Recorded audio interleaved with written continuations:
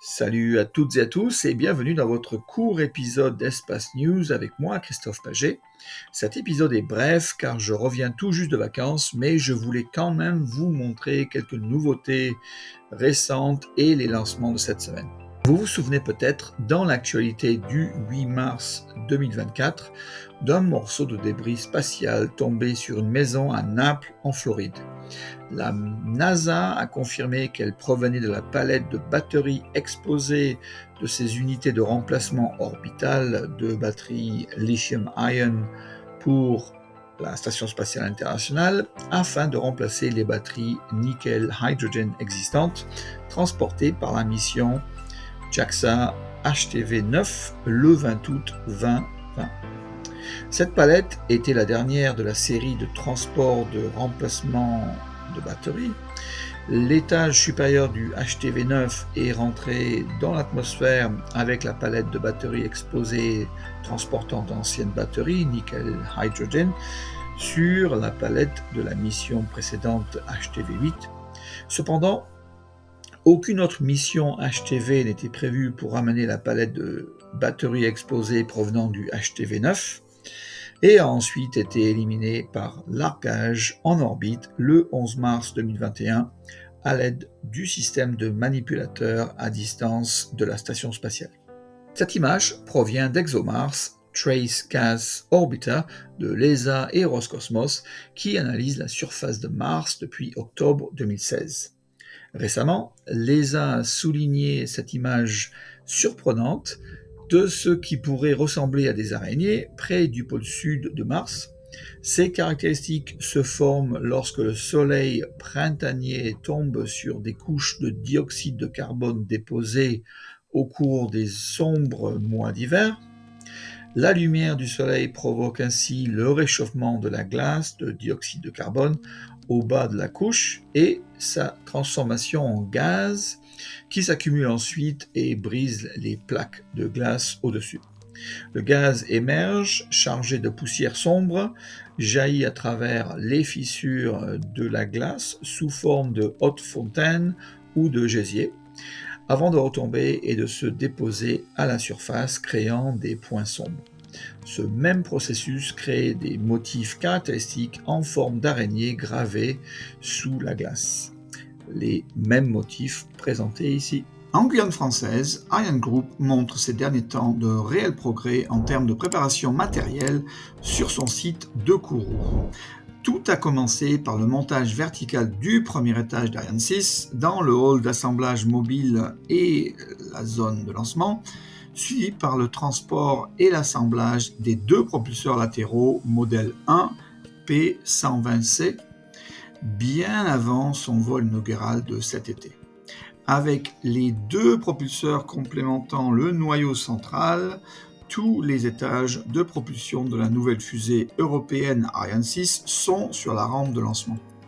Chaque propulseur latéral P120C est rempli de 142 tonnes de combustible solide pour fusée, mesurant 13,5 mètres de long, 3,4 mètres de large, avec une poussée de 4500 kN pendant 130 secondes, propulsant ainsi Ariane 6 à 70 km d'altitude avant la séparation des étages. Ariane 6 est la fusée la plus récente d'Europe. Elle garantira le maintien d'un accès indépendant à l'espace, perdu depuis l'arrêt d'Ariane 5 en juillet 2023 et de la dernière fusée Vega en octobre 2023. Sa remplaçante, la Vega C, a subi son dernier incident en décembre 2022 et ne devrait pas voler à nouveau avant fin 2024. À Starbase, d'autres remises à niveau et réparations sont encore en cours, comme vous pouvez le voir sur votre écran. Le premier étage super lourd numéro 13 était suffisamment terminé pour être envoyé sur le site de Macy pour des tests cryogéniques. La façade de la Star Factory qui est près de la Highway 4 est en voie d'achèvement et l'usine se rapproche de la Haute Baie et des Mégabaies. Le capot de déconnexion rapide du ravitaillement du premier étage de la plateforme de lancement a été retiré et réinstaller, puis retirer et maintenant réinstaller à nouveau.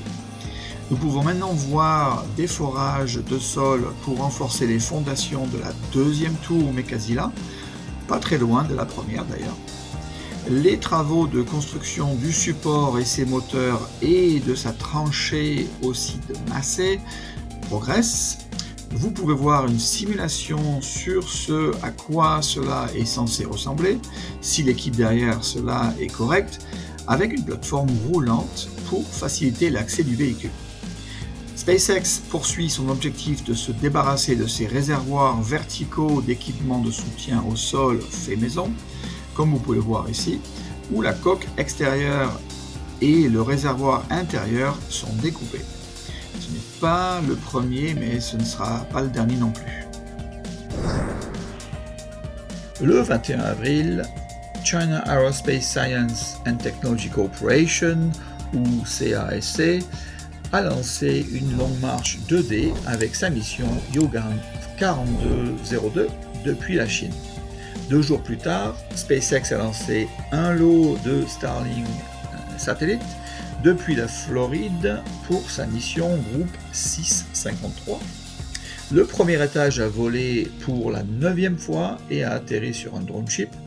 À propos, il s'agissait du 300e atterrissage du premier étage de Falcon 9. Le même jour, Rocket Lab a lancé son Electron depuis la Nouvelle-Zélande pour sa mission Beginning of the Swarm. La nouveauté ici était que l'un des 2 satellites était le système composite avancé de voile solaire de la NASA.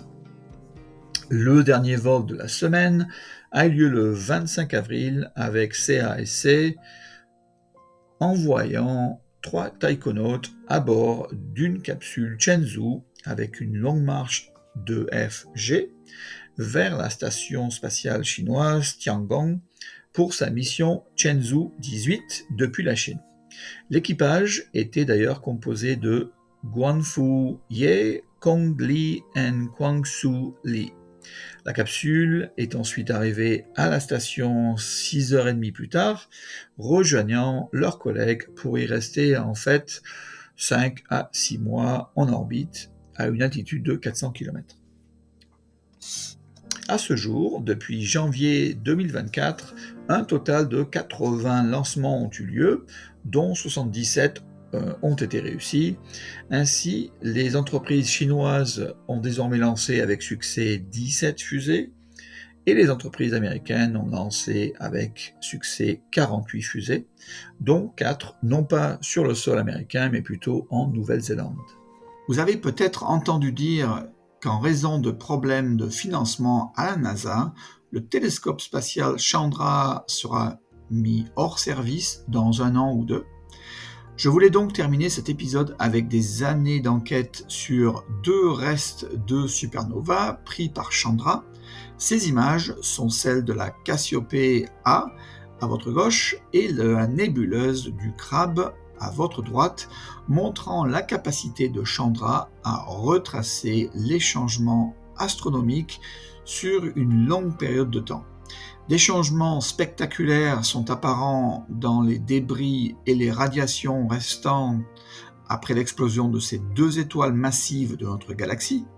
De tels films accélérés ne seraient pas possibles sans les archives de Chandra, qui servent de référentiel public pour les données collectées au cours de ces 25 années d'activité de Chandra. Merci beaucoup d'avoir regardé votre épisode d'Espace News. Je suis Christophe Paget et je vous souhaite une bonne semaine et on se retrouve pour le prochain épisode. Au revoir.